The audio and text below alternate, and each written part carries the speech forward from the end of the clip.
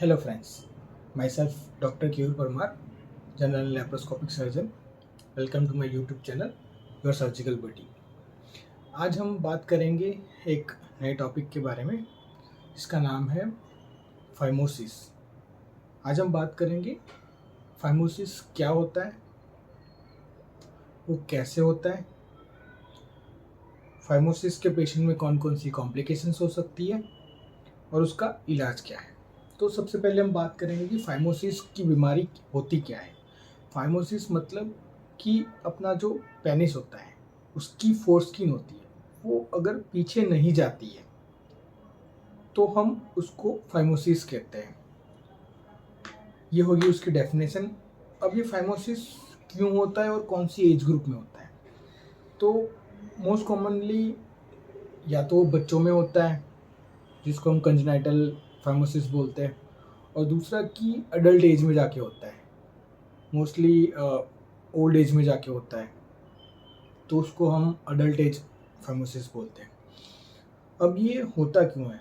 जो congenital phimosis होता है बच्चों में, वो उसमें उनकी कंजेनाइटल उनकी जो फोरस्किन होती है वो पूरी खुली नहीं होती है, तो उसकी वजह से वो पीछे नहीं जा पाती है, तो उसको हम कंजेनाइटल बोलेंगे और वो बच्चों में होती है। और अगर बड़ों में हम बात करें तो बड़ों में बार बार अपनी फोरस्किन के आसपास इन्फेक्शन लगने की वजह से वहाँ की स्किन वो फाइब्रोज हो जाती है, यानी कि उसकी इलास्टिसिटी कम हो जाती है और वो पीछे नहीं जा पाती है।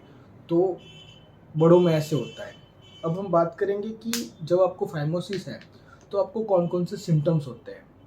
तो सबसे पहले जब भी बच्चों में फाइमोसिस है या फिर बड़ों में फाइमोसिस, तो दोनों में एक चीज़ कॉमन होती है कि बार बार इन्फेक्शन की वजह से आपको पेशाब में इन्फेक्शन हो सकता है, चमड़ी आप पीछे नहीं कर पाते पूरी की पूरी, तो वहाँ जो अपना ग्लांस होता है, अपना पेनिस का जो आगे वाला पार्ट, उसके आसपास सफाई नहीं हो पाती अच्छे से, कुछ ना कुछ अंदर रह जाता है, तो उसकी वजह से इन्फेक्शन हो जाता है।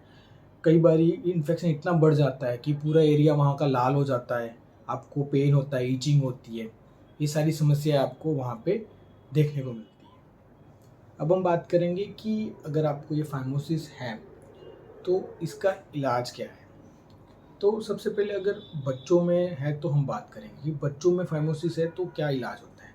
अगर बच्चों में फाइमोसिस है और अगर वो चमड़ी थोड़ी बहुत खुल सकती है, तो आप ये चीज़ कर सकते हो कि ऑयल लगा के उस चमड़ी को थोड़ा थोड़ा पीछे करने की कोशिश करते रहो, तो अपने आप पूरा चमड़ी थोड़ी इलास्टिसिटी होके थोड़ी खुलेगी और वो पीछे जाने लग जाएगी टाइम के साथ। बच्चा अगर 3-4 साल का है तब थोड़ी बहुत खुल रही है और आप इसको प्रॉपरली अच्छे से उसको ऑयल से आगे पीछे करो, तो वो चमड़ी जब वो बड़ा होगा वैसे वैसे वो उसके साथ थोड़ी ओपन ज़्यादा होगी और वो पूरी पीछे। बट अगर ऐसा है कि बच्चों में है और वो पूरी की पूरी चमड़ी इतनी जुड़ी हुई है कि थोड़ी सी भी पीछे नहीं जा पाती, तो हम उसका ऑपरेशन करना ज़रूरी बनता है, जिसको सर्कमसिजन बोलते हैं। बच्चों में पहले से ही सर्कमसिजन यानी कि सुन्नत का ऑपरेशन वो पहले से ही कर देते हैं, तो वो बात अलग हो गई। बट हम इसी के लिए जो ऑपरेशन करेंगे उसको भी हम सर्कमसिजन या फिर सुन्नत का ऑपरेशन बोलते हैं।